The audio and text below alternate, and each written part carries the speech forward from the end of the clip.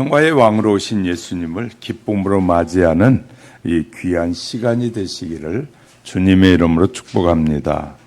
영국의 간호사였던 나이팅게일은 1853년 크레미아의 전쟁이 발발하자 자원에서 전쟁터에 나가서 부상병을 간호하고 13,000명의 환자를 치료해서 군인들로부터 싸움터의 천사 또는 광명부인이라는 이름을 얻게 됐습니다. 또한 전 세계 국민의 찬사를 받기도 했습니다. 그렇게도 참혹했던 크레미아 전쟁이 영국과 터키의 연합군의 승리로 끝나고 러시아가 패전으로 끝이 나게 되자 나이팅게일은 영국으로 귀국하려고 할 때 전 영국 국민은 그녀를 전쟁의 영웅보다 더 존귀하게 맞이하기 위해서 대대적인 행사를 준비하고 있었습니다. 그러나 나이팅게일은 명예훈장이나 자기의 영광을 받기를 즐겨하지 않는 마음으로 영국으로 귀국하려던 그 예정을 바꾸고 1956년 8월 15일에 아무도 모르게 프랑스로 가서 귀국을 하게 됩니다. 이 사실을 뒤늦게 알게 된 영국 국민은 한때 크게 실망합니다. 그러나 나중에 나이팅게일이 그의 겸손한 태도를 알고 더욱 그를 존중하게 되었다고 합니다. 사람들에게 존경을 받을 수 있는 것은 권력이나 교만으로서가 아니라 겸손한 마음과 생활의 태도를 해서 얻어야 된다라는 사실을 우리에게 가르쳐 주고 있습니다. 우리는 힘 있다고 능력 있다고 그가 대단한 존경을 받는 자가 아니라 남을 위해서 섬기고도 전혀 드러내지 않는 그런 겸손에서 그를 존경하는 그런 지혜가 우리도 배워야 하리라고 생각합니다. 오늘 본문은 예수님께서 십자가에 달려 운명하시기 닷새 전날 예루살렘에 입성하시는 모습을 기록해 주고 있습니다. 예루살렘으로 입성하실 때 백성들이 종려나무 가지를 흔들며 호산나 찬송을 부르며 환영했습니다. 그때는 유대인의 유월절이었습니다. 유대의 12살 이상이 된 모든 사람이 모두가 예루살렘에 모여드는 대단히 큰 명절이기도 합니다. 여기에는 이방인도 포함되어 있었습니다. 역사 자료에 따르면 유월절에 죽인 양의 수가 18만 6천 마리였다라는 기록도 있고, 또한 다른 자료에는 따르면 예수님께서 십자가에 돌아가실 당시 무려 25만 6,500마리의 양이 잡혔다라고 기록한 책도 있습니다.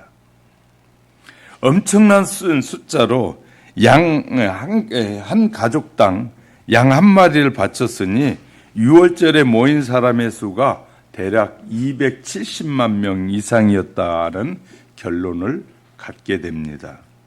이 숫자라면 이스라엘 백성 전체가 다 모였다고 해도 과언은 아닐 것입니다. 성탄절은 아기 예수님이 탄생하는 날로 기쁨과 환희가 넘치는 절기지만 다가오는 종료주일과 또 이 종료주일 이후에는 매우 의외의 다른 절기로 전락하게 됩니다. 왜냐하면 예수님이 십자가의 고난이 시작되는 날이기 때문이죠. 다음 주는 종료주일을 맞이하는 성주간이기도 하고 하나님의 아들이신 예수님이 처참한 죽음이 있는 반면에 죽음의 권세를 이기고 다시 살아나는 부활의 대역사가 펼쳐지는 시점이라는 점에서 특별한 의미가 우리에게 있음을 알려주고 있습니다. 믿음으로 사는 성도들은 특별한 절기에 은혜가 풍성히 임하기를 준비하실 필요가 있고 주님의 고난과 부활을 함께 묵상할 때 저와 여러분에게 더 큰 은혜가 임하시기를 주님의 이름으로 축복합니다. 첫째, 예루살렘의 입성에 나귀 새끼를 찾는 이유가 무엇일까? 본문 1절에 보면 그들이 예루살렘에 가까이 와서 감난산 벳박의 베다니에 이르렀을 때 예수께서 제자들 둘을 보내시며, 제자들은 주님과 함께 거하면서 3년 동안 훈련을 잘 받은 사람들입니다. 그러나 오늘 마가의 기록에 의하면 제자들은 한마디로 무지와 오해로 예수님을 답답하게 했던 사람들이었음을 이 마가복음 1장 이하에서 10장까지 해서 예수님을 답답하게 한 사람들이 제자들이기도 합니다. 주님은 머지않아 그들을 배척하고 도망쳐버릴 제자들에게 다시 한번 그가 메시아라는 사실을 증거해 주고 있는 것입니다. 자, 어린 나귀는 예수님을 상징합니다. 2절에서 주님은 제자들을 건너편 마을로 보내시어서 나귀 새끼를 끌어오라고 분부하셨습니다. 그 나귀 새끼는 예수님이 메시아이심을 전하는 징표이기도 합니다. 그 이유는 첫째가 그 나귀는 아직도 아무도 타보지 않는 어린 나귀였습니다. 민수기 19장 2절과 신명기 21장 3절에서 흠이 없고 길들여지지 않는 것으로 하나님께서 그의 거룩한 목적을 위해서 예비하셨다라는 것을 말씀해 주고 있습니다. 둘째는 나귀는 매여 있었습니다. 이는 창세기 49장 11절에서 그의 암나귀 새끼를 아름다운 포도나무에 맬 것이며 라는 말씀에 비추어 볼 때 유다의 후손인 메시아 출현을 예언한 말씀으로 그것이 이루어졌음을 우리에게 알려주기도 합니다. 셋째는 그 나귀는 앳된 모습의 어린 나귀 새끼였습니다. 이는 왕으로 오셔서 구원을 베푸시는 메시아의 겸손을 상징하는 예언이라고 스가랴서 9장 9절은 말하고 있습니다. 뿐만 아니라 제자들에게 예수님의 신적 권위를 보여주고 있기도 합니다. 주님은 초인간적인 지식뿐만 아니라 신적 지식을 가지고 계심을 2절, 3절에서 보여주고 있습니다. 6월절 최후의 만찬을 예비할 때도 비슷한 사례가 발생하게 됐다라고 누가복음 22장 10절에서 말합니다. 본문에서는 나귀 새끼의 모양뿐만 아니라 처해 있는 환경과 나귀 새끼를 끌고 오는 과정에서 일어날 일조차 소상히 알고 미리 말씀해 주십니다. 이 예언은 예수님께서 비록 육체를 입고 있지만 신적 권위를 가지고 있는 분이심을 재확인시켜 주는 겁니다. 그런 제자들은 마태복음 16장 16절에서 주는 그리스도시요 살아계신 하나님의 아들이라고 고백했던 신앙을 여기서 상고해 볼 수 있는 것입니다. 이 신앙 고백은 예수님이 메시아 되심을 확신하는 고백이기도 하죠. 기독교 신앙은 예수님이 그리스도 되심을 믿음으로 출발하는 것이 바로 기독교의 신앙이기도 합니다. 예수님은 메시아로 믿게 하려고 이런 기적을 베풀고 계시는 겁니다. 예루살렘 입성에 일어난 나귀 새끼의 사건은 궁극적으로 어떤 목적에서 생겨난 일인가 생각해 볼 수 있습니다. 그것은 분명히 제자들에게 예수님이 메시아임을 믿게 하려는 깊은 뜻이 여기에 담겨져 있음을 알 수 있는 것입니다. 주님은 그간 제자 훈련에 있어서 언제나 그의 말씀대로 성취하심으로 제자들이 차츰 자신이 메시아라는 사실을 깨닫고 또 믿게 되었던 것이죠. 그러면 예수님이 메시아라는 사실을 뭘 통해서 말씀하냐? 성경을 통해서 구약에 약속한 성경들이 이루어지고 있음을 말하고 있어요. 주님은 자신이 메시아이심을 성경을 통해서 간접적으로나마 객관성을 띈 증거를 보이십니다.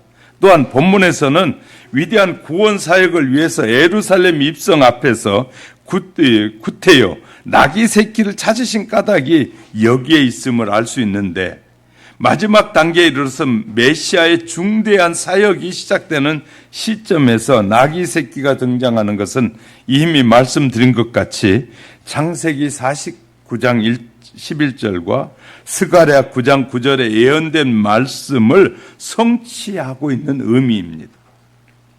따라서 말씀을 들은 제자라면 그가 메시아임을 확신하고 어떤 환경에서도 그 믿음이 흔들리지 않을 수밖에 없습니다. 왜?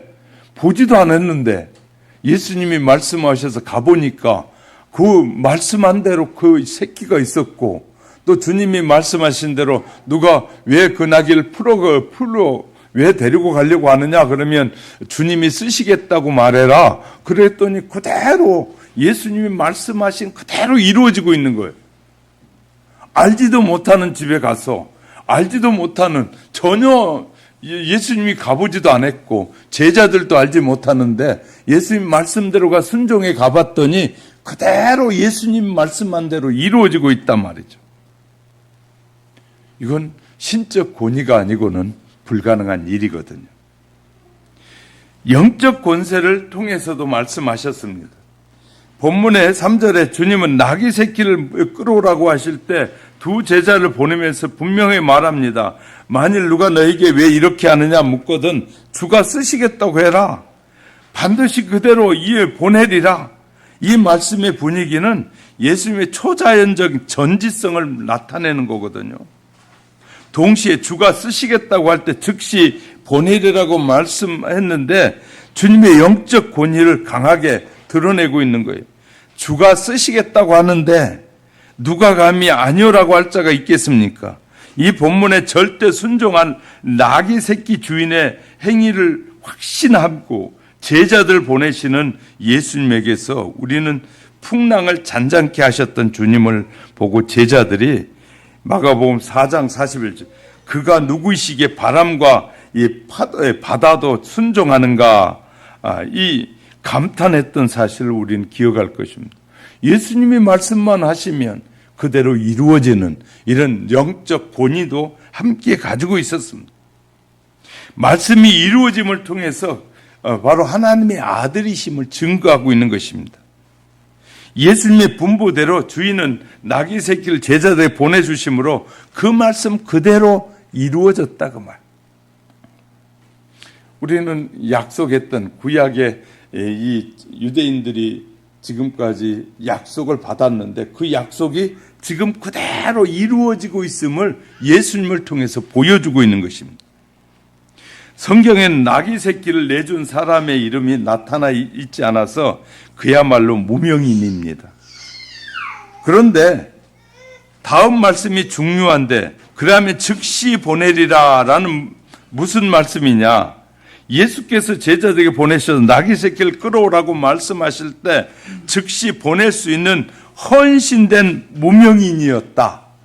다시 말해 주님이 쓰시겠다고 하면 언제든지 준비되어 있는 무명인이었다고 말해요.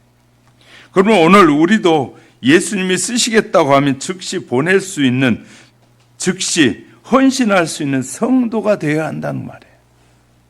주님이 원하시면 언제든지 내놓을 수 있는, 주님이 원하시면 무엇이든지 다 내놓을 수 있는 준비가 되어 있어야 된다는 사실을 말씀하고 있는 거예요. 여기에서 즉시라는 말씀의 의미가 예수님께서 쓰시겠다고 말씀하시면 보낼까 말까 오래 생각해 볼 필요가 없이 무조건 주님의 뜻에 순종했단 말이에요. 우리는 주님이 말씀을 들을 때, 기도할 때 이랬으면 좋겠다라는 생각이 들면 얼마나 많이 고민합니까? 믿음의 사람은 고민하지 않는 거거든요. 하나님이 원하실 때는 언제든지 내 생명까지도 과감하게 드릴 수 있는 그런 믿음의 신앙생활을 해야 되는데 우리는 고민해요. 이걸 내가 써야 되는데, 내가 뭐 해야 되는데, 이렇게 고민하는데 이 무명인은 예수님이 쓰시겠다고, 주님이 쓰시겠다고 말해라고 그랬더니 그 말을 듣는 순간 아무 의심도 없이 그렇게 헌신한 무명인이었다고 말해요. 그러면 예수님이 말씀하시면 이렇게 순종하는 무명인도 그 당시에 있었다는 사실을 우리에게 알려주고 있는 거예요. 나귀 새끼 주인은 주가 쓰시겠다는 말씀 즉시 헌신했고 즉시 순종한 사람이었습니다.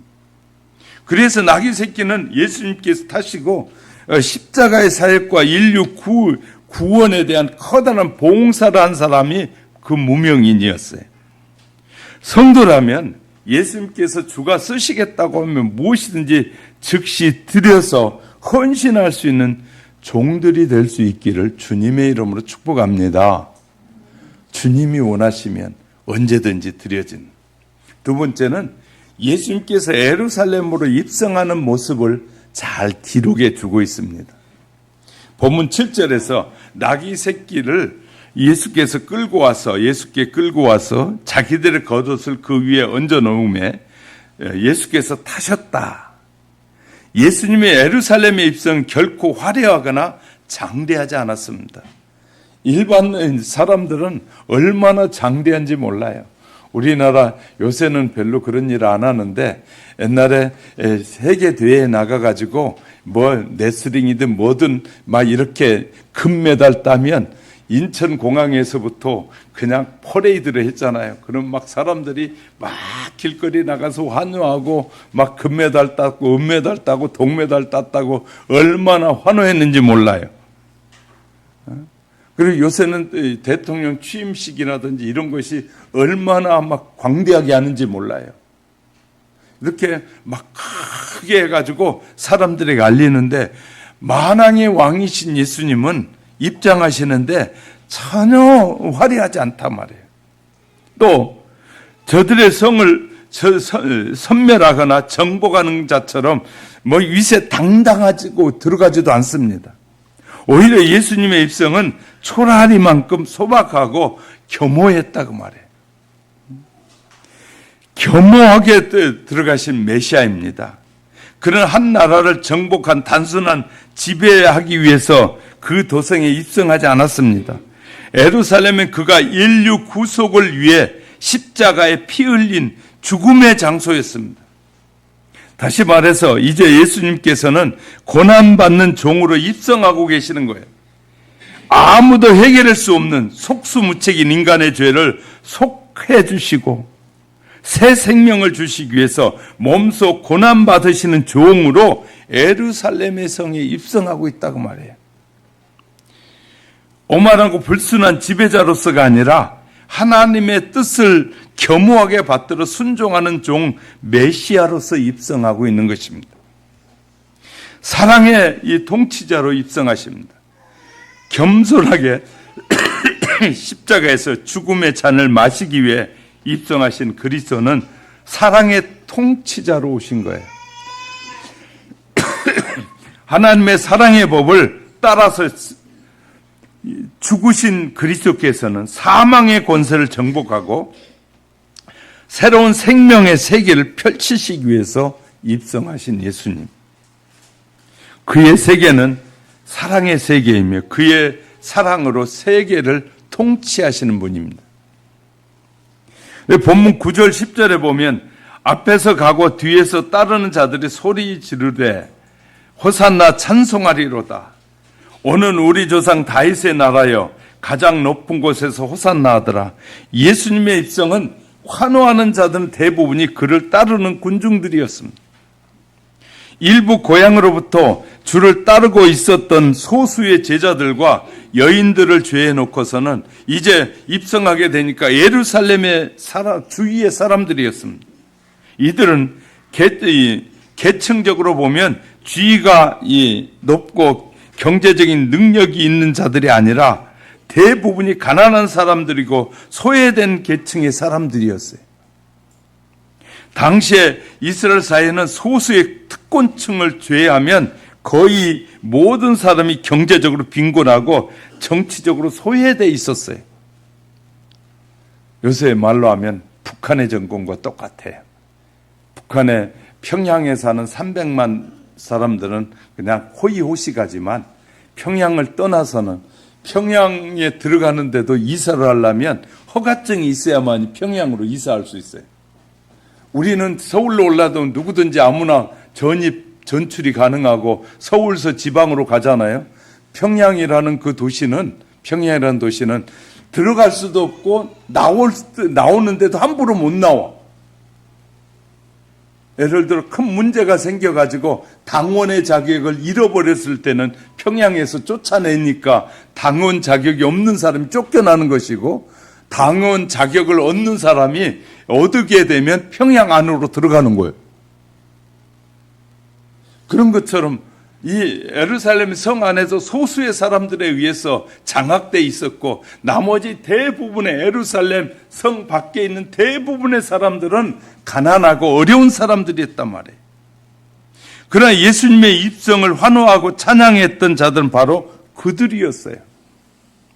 그들은 예수님 앞에 가서 겉옷을 벗어 깔고 혹은 나무가지를 꺾어다가 그 앞에 깔고 온 힘을 다하여 열정적으로 환영했습니다. 왜냐하면 그들이 이 예수가 자기들의 정치적인 메시아가 돼서 로마의 압제와 특권층의 착취로 인해서 빈곤에서 해방해 줄 사람이라고 생각했기 때문에 그런 거예요. 그들은 예수 그리스도를 다윗의 자손으로 메시아로 인정했지만 인생의 궁극적인 문제를 해결하고 해방시켜 줄 메시아로는 생각하지 않고 정치적인 메시아로 생각하고 있었단 말이죠. 당시의 군중들의 잘못된 메시아 사상을 우리는 볼 수 있는데, 여러 가지 역사 상황을 살펴보면 사람들에게서 메시아를 대망하기에 족했음에도 불구하고 그들이 애타게 기다린 메시아는 왜곡되고 편향된 메시아 사상을 가지고 있었어요. 늘 압제당하는 그들에게 자유해 줄 사람, 또 줄이고 빈곤한 배를 채워줄 수 있는 밥을 제공할 메시아, 쓰라리고 고통스러운 현실을 개혁할 수 있는 그런 사람, 그들의 나라가 부강하고 강하게 이끌어갈 수 있는 그런 지도자를 그들은 원했단 말이죠. 이러한 사상이 팽배해 있을 때 마침 나타난 자가 나사렛 예수였고, 그들은 예수를 쫓아다니면서 자기들의 기대에 부응할 수 있는 사람이라고 확신하고 쫓아다니는 거예요. 그래서 그들은 예수님을 임금으로 삼고자 했습니다. 그러나 예수님께서는 그런 기대에 부응하고자 오신 분이 아니었습니다. 따라서 그들이 환호했던 환호성은 올바른 것이 아니었습니다. 왜냐하면 그들은 하나님이신 예수님이 성육신하신 그 깊은 의미를 깨닫지 못하고 단순히 정치적인 측면에서 메시아라고 생각하고 있기 때문인 거예요. 이렇게 생각하니 매우 중대한 문제가 발생합니다. 진실로 예수님께서는 어떤 특정한 계층이나 특별한 일을 위해서 오신 것이 아니라 사실을 알지 못했기 때문이죠. 오늘날 일부의 신학에서는 어떤 특정한 계층과 역사적 발전을 위해서 예수께서 오셨다고 주장하는 사람도 있기도 하고, 예수께서 오신 것이 죄에 대한 해결이 아니라 구조적으로 부조리한 삶에서 인간을 해방하기 위해서 오셨다는 분도 있고, 인간의 해방이 기독교의 궁극적인 목표인 것처럼 강조하기도 합니다. 그러나 이러한 신학은 너무 제한된 편협성을 지니고 있는 사상이기도 해요. 그럴 수밖에 없어요. 주께서 이 땅에 오신 목적 가운데 그들이 말하는 모든 것이 다 부분적으로 포함은 되어 있지만, 가장 중요한 것은 죄의 문제, 영생의 문제, 구원의 문제, 하나님의 나라의 문제를 생각하지 않고는 이 모든 것들이 의미가 없는 것이다 그 말이에요. 결국 예수님이 오신 목적 중에 가장 중요한 건 죄의 문제입니다. 우리를 또 구원하는 문제고 하나님의 나라가 확장되어지는 것이 문제인데, 그것과 소용없이 정치적인 메시아로 기다리고 있는 사람들이 많았다고 말이죠. 예수께서 예루살렘에 입성하실 때 주님을 찬송하는 무리가 있었다고 9절 10절에 분명히 말하고 있잖아요. 이 말씀에서 호산나는 비난이 구원하소서라는 뜻이 담겨 있었어요. 호산나라는 말에는.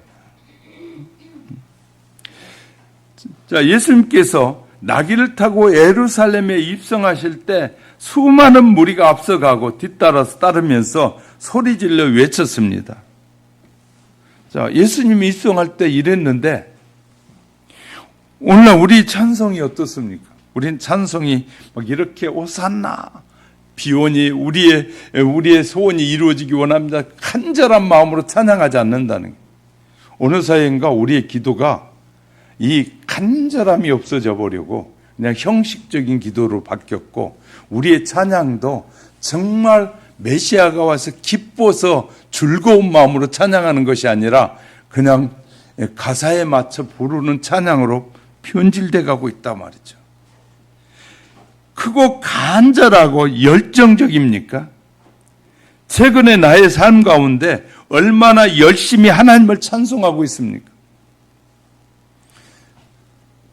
많은 사람들, 예수 믿는 사람들도 이 노래방에 가서 막 세상 노래는 막 그냥 막 이 세상 노래는 막 힘주어서 노래하는데, 정말 하나님을 찬양하고 예배하는 이 찬양은 그렇게 힘있게 찬양하고 있습니다.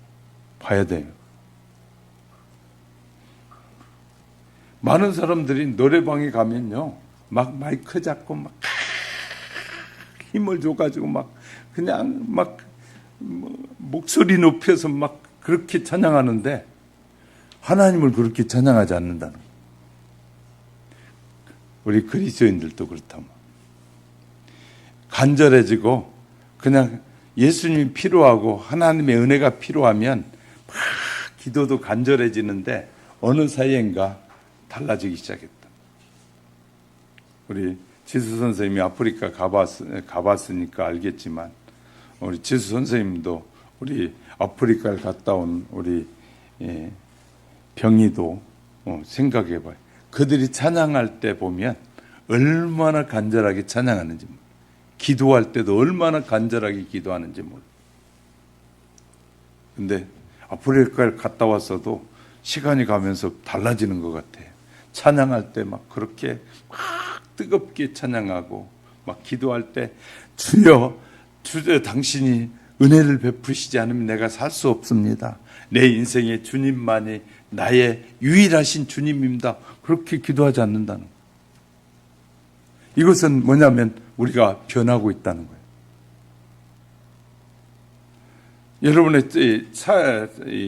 여러분의 차에 찬양의 이 CD가 있고 찬양의 소리가 여러분의 차에서 울려 퍼지고 찬양하고 하면서 정말 신나게 주님을 찬양하고 예배하는 마음으로 다니고 있습니까?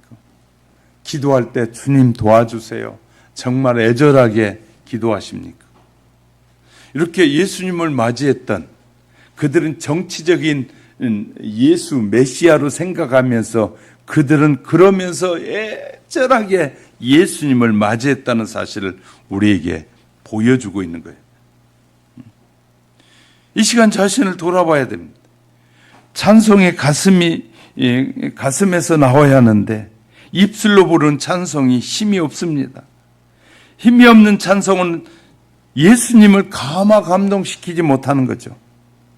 그런 찬송은 하나님께서 기뻐하지 않습니다. 사도행전 3장에 나면서부터 지체 장애자가 된 사람이 있었는데, 베드로와 요한이 이 사도행전 3장 6절에 은과 금은 내게 없거니와 내게 있는 것은 내게 주느니 나사렛 예수 그리스도의 이름으로 걸어라 라고 말씀했는데, 그가 벌떡 일어나 걸었고 8절에 보니까 뛰어서서 걸으면서 그들과 함께 성전으로 들어가면서 걷기도 하고 뛰기도 하면서 하나님을 찬송했다. 사람들이 보고 놀랬습니다. 아니, 그 맹인된 사람이 갑자기 막 뛰면서 막 즐거워하면서 기뻐하면서 막 하나님을 찬양하는 것이었어요. 예수님의 능력을 체험한 사람들은 찬송을 부르지 않을 수 없습니다. 정말 구원의 은혜가 내 안에 정말 간절하면 찬양하지 않을 수 없단 말이에요. 나를 구원해 주신 그 구원의 은혜가 정말 내가 평생 갚아도 못 갚고 영원히 갚아도 못 갚을 그 놀라운 은혜였다는 사실을 안다면 우리는 찬양이 대충 드려서는 안 돼요. 우리의 기도가 대충 해서는 안 되는 기도를. 나도 얼마나 소리 높여 찬양하고 기도하는지 저도 돌아보게 됩니다. 설교 준비하면서. 정말 애절한 마음이 있는지.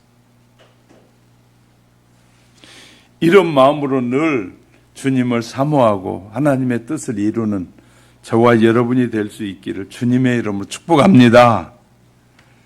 세 번째는요, 열매가 없으면 저주받는 무화과를 우리는 생각해 봐야 됩니다. 11절부터 14절에서 12절 말씀 볼게요. 이튿날 그들이 베다니에 나왔을 때 예수께서 시장한지라. 예수께서 배고픔을 느끼셨다는 것은 인성을 지녔음을 표현해 주는 말이거든요.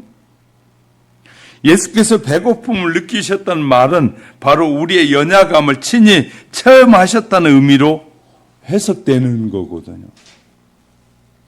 예수께서 때로 피로를 느끼시도 하셨다고 요한복음 6장 4절에 말해, 때로는 목마름을 느끼기도 하셨다고 요한복음 4장 7절은 말하고 있어요.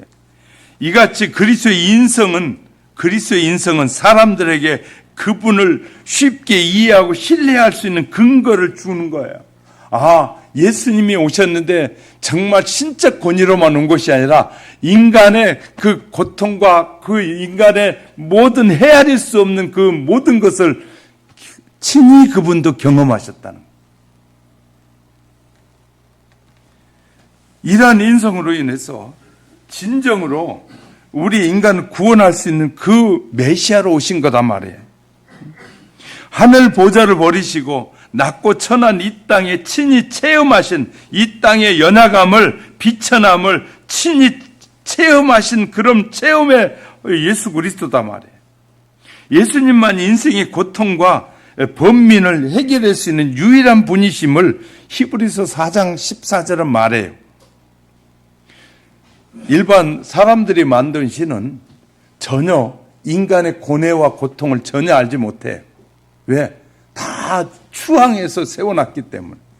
그러나 하나님은 우리 인간의 비천한 모든 것까지도 다 예수님은 다 경험하셨다는 거예요.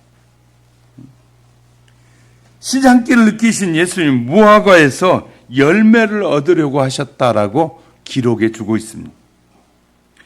팔레스틴의 무화과는 지난해 싹이 나서 5월, 6월쯤이면 이 싹과 함께 열매가 맺기도 하고 또 2번 맺는다고 그래요. 학자들이 써놓은 이 해석에 보니까 이 9월과 10월쯤에서 또 한 번 열린다는 무화과가. 그러니까 봄에 이제 겨울에 싹이 나가지고 봄에 맺는 열매는 이제 그걸로 끝나고, 그 다음에 다른 또 이 봄에 열매를 맺지 못한 것은 이제 봄에 싹이 나가지고 다시 가을에 열매를 맺는다는, 2번 맺는다는 거예요. 본문의 무화과는 전자의 이론, 무화과로서 잎과 동시에 열매가 맺는 무화과이기 때문에 예수님께 열매를 구하는 것은 전혀 무리가 아니라는 거예요.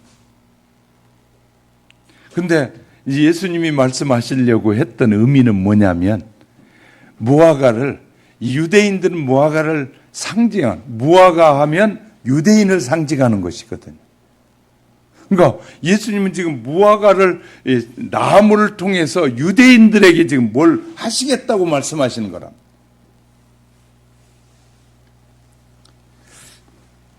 예수님은 모든 믿는 자들에게, 쉽게 설명할게요. 모든 믿는 자에게 열매를 원하신다는 걸 말씀하고 있는 열매. 성도는 그럼 어떤 열매를 맺을 수 있을까? 첫째는요, 생산적인 삶의 열매를 맺을 수 있다는 거예요. 마태복음의 25장에 달란트 비유를 통해서 알 수 있습니다. 성도의 삶은 생산적인 삶, 즉 창조적인 삶이 되어야 한다고 말이에요. 부지런히 열매를 품고 주를 섬김으로 생활 전반에 걸쳐서 건실한 열매를 맺어야 된다는 거예요. 예수 믿는 걸로 그냥 나만 잘 믿으면 되는 것이 아니라 내가 그 삶의 열매가 맺어져야 된다는 거예요. 또 진실한 삶의 열매를 주님이 원하셨다. 신자는 겉과 속이 같아야 합니다. 즉 말과 행동이 일치하는 삶을 살아야 한다는 거예요. 예수님의 당시의 종교는 겉은 화려했으나 내용은 빈약했다고 말이에요. 사람들을 의식이 하지 아니하고 하나님만 바라볼 때 성도의 삶은 진실한 삶이 돼요. 사람들을 자꾸 바라보니까 거짓말도 하게 되고, 사람들을 보게 되면 자꾸 자기 자랑도 하게 되고, 어떤 사람들을 만나면 자녀 자랑, 집 자랑, 돈 자랑, 자랑하는 게 좋아하는 사람이 참 많아 있어요. 자기 것이라고 착각하는 사람이 자랑을 좋아하는 거예요. 우린 자랑은, 신앙인의 자랑은, 저와 여러분의 자랑은 뭐라고요? 저와 여러분의 자랑은 자식 자랑도 아니고, 이 세상 자랑도 아니고, 돈 자랑도 아니고, 명예 자랑도 아니고, 예수 그리스도를 믿는 저와 여러분의 자랑은 예수님이 자랑해야 돼. 예수님을 자랑하면 좋은 열매가 맺는 거예요. 할렐루야. 우리의 삶의 열매는 예수님을 자랑할 때 맺어지는 거예요.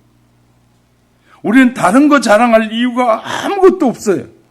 왜냐하면 예수 그리스도를 믿음으로 말미암아 우리가 새로운 하나님의 사람이 됐으니까. 저와 여러분의 자랑은 하나님이어야 되는데, 목사님들도 만나면 성도 몇 명이냐, 그래가지고 성도가 많으면 그것이 자기의 자랑이 되는 거예요.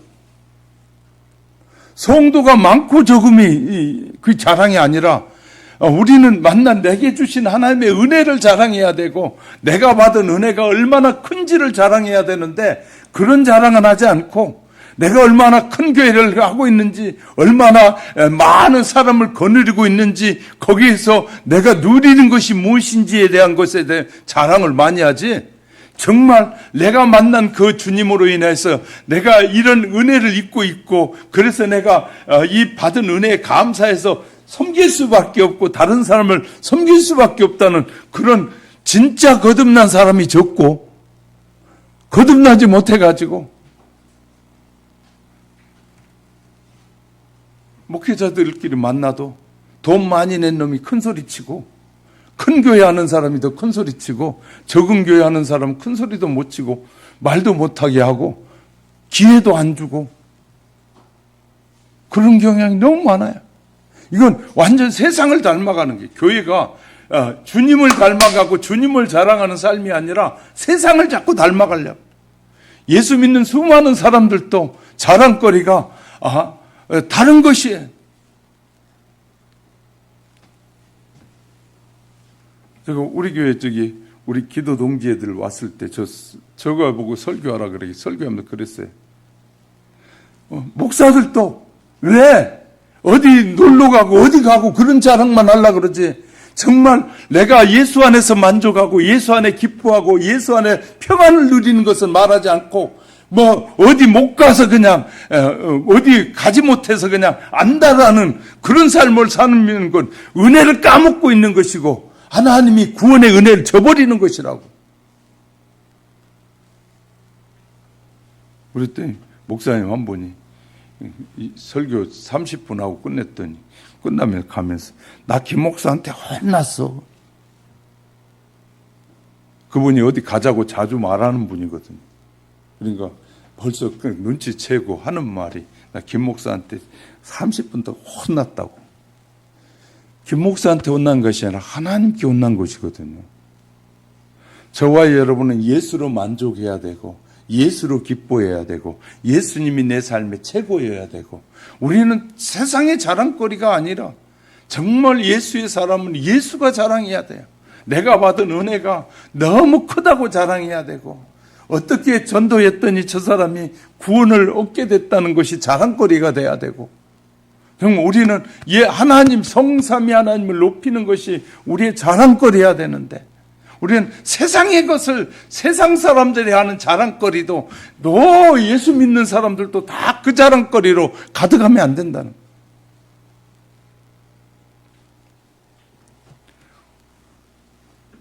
그러면 삶의 열매가 맺는 거 아니다 말이죠. 본문 13절 때 보면, 가서 보신즉 잎사귀 외에 아무것도 없더라. 이 무화과는 잎이 무성했으나 열매가 전혀 없었다는 말이거든요. 예수님이 와서 보니까 유대인들은 막 풍성하게 막 6월절에도 막 양도 잡고 막 그렇게 막 풍성하고 막 그랬는데 실은 예수님 하나님에 대한 메시아를 기다리고 소망하는 마음은 전혀 없었다고 하는.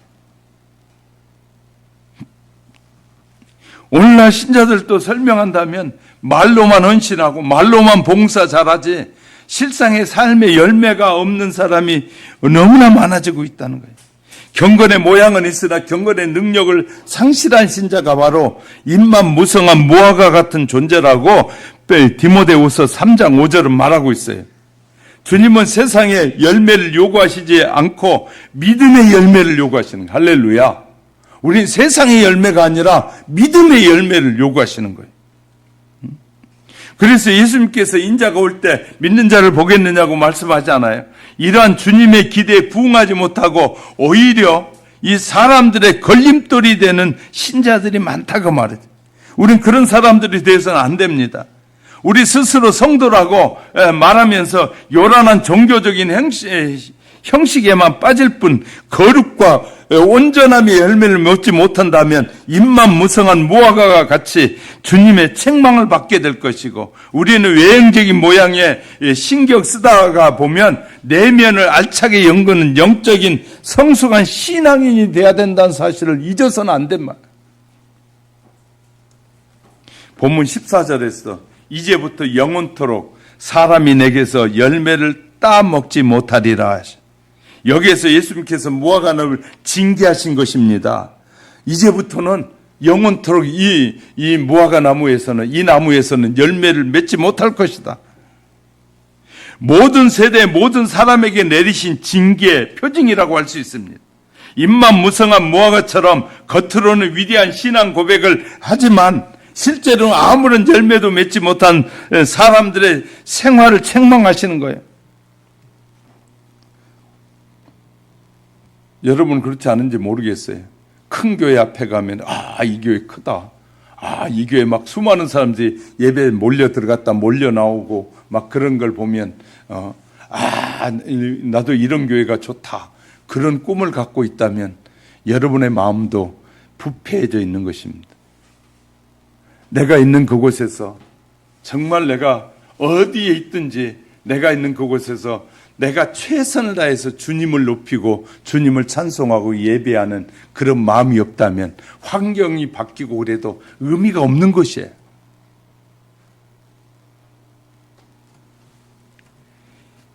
예수님께서 쓰시겠다고 하니까 무엇이든지 드릴 수 있기를 바랍니다. 머뭇거리지 말고 즉시 드리시기 바랍니다. 거룩하게 주님께 쓰임받는 성도가 되길 바랍니다. 예수님께서 성도들의 삶 가운데 오시면 기뻐하고 즐거워하고 찬송을 부르기 바랍니다. 주님이 은혜 주시면 즐거워서 기쁨으로 찬양해야 돼요. 감사함으로 찬양해야 돼요. 자다가도 일어나서 찬양할 수 있어야 돼요. 자다가도 깨면 기도할 수 있어야 돼요. 저도 자다가도 깨면 기도하라고 하는구나 하고 기도 시작해요. 우리가 어떤 일이 일어나든지 어떤 환경에서 이런 신자가 되면 전인적인 신자라고 그래요. 어떤 환경에서든지 어떤 여건에서든지 상관없이 찬양하고 기도하는 성도. 우리가 다른 사람들하고 여행 갈 수 있어요. 여행 함께 갈 수 있어요. 그런데 진짜 신자는 그 여행 속에서도 찬양하고 예배하고 기도할 수 있어야 돼요. 할렐루야. 남이 안 할 때, 남이 다른 것에 만족에 빠져 있을 때 나는 예수와 동행하는 삶이 되기 위해서 주님 따라가지 않고 그러기 위해서는 주님을 의지해야 될 필요가 있다는 거예요. 철저하게. 어쩔 수 없는 환경이 돼서 간다고 하더라도 그곳에서 정말 주님을 향한 그 간절함이 있어야 된다고 말해요. 이것이 신자예요. 이거 신자예요. 그리고 주님이 원하실 때는 과감하게 떨쳐버리고 친구보다 세상의 그 어떤 것보다 하나님께 예배하는 것이 내 삶의 먼저 원천임을 알고 살아가는 신자. 그래야 하나님의 나라에 들어갈 수 있는 것이에요.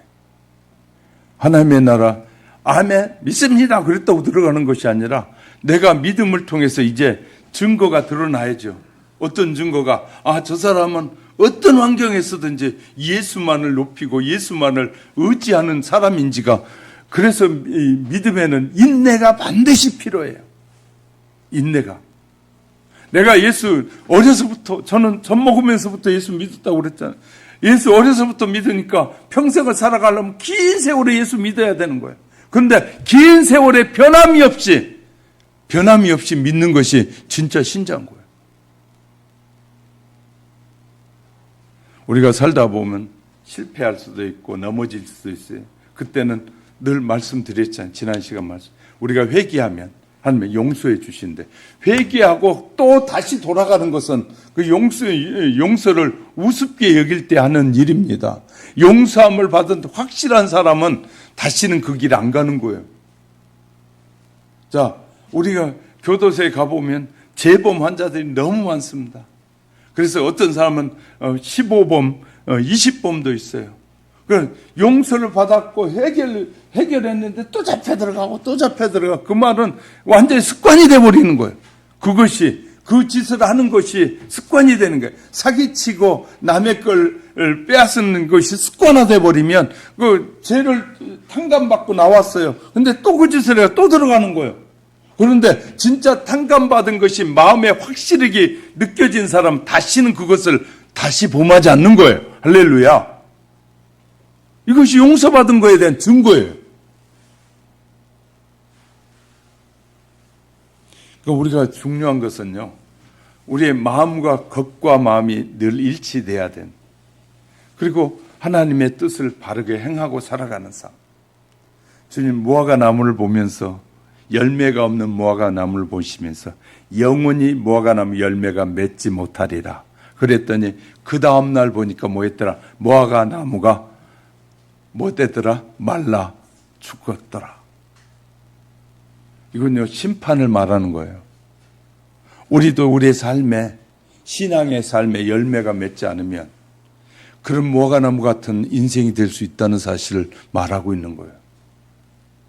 신앙생활은 한번 믿습니다 그랬다고 되는 것이 아니라 수많은 고비가 올 때마다, 그런 고비 때마다 나는 주님 편에 설 수 있는 사람, 그런 결단이 된 사람, 그리고 흔들리지 않는 사람, 이것이 진짜 신자예요. 할렐루야. 왜 우리 인생의 위기가 왜 얼마나 많습니까? 80년, 100년 살아가는 동안에 수많은 인생의 고비가 와요. 그 고비 때마다 주님 때문에 포기하고 주님을 붙잡는 거예요. 죽음 앞에서도. 욥은 그래서 하나님부터 인정을 받잖아요. 어떻게 해요? 그가 그렇게 자녀들 10명이나 두고 엄청난 거부로 사는 그가 다 한순간에 무너지고 자식까지 다 죽어도 그는 주신 자가 하나님이신, 거두가신 자도 하나님이니까 내가 그분 앞에 불평할 이유가 전혀 없다고 말하잖아요. 그러니까 우리가 우리의 삶에 태어날 때 빈손으로 태어났으니 갈 때도 빈손으로 가잖아요. 그러니까 우리가 어떤 환경에서도 전혀 변함이 없을 때 하나님은 우리를 보면서 너는 나를 진짜 신뢰하고 믿는구나 라고 말하게 되는 거죠. 자, 무명의 사람이 주님을 위해서 낙이 새끼를 내어주듯이 우리도 즐거운 마음으로 헌신하고 즐거운 마음으로 주님을 섬기는 그런 믿음의 사람이 될 때, 이 겉만 무성한 신자가 아니라 겉과 속이 같은 신자가 돼서 하나님 앞에 부끄러움이 없는 신자로 서게 되는 줄 믿으시기 바랍니다.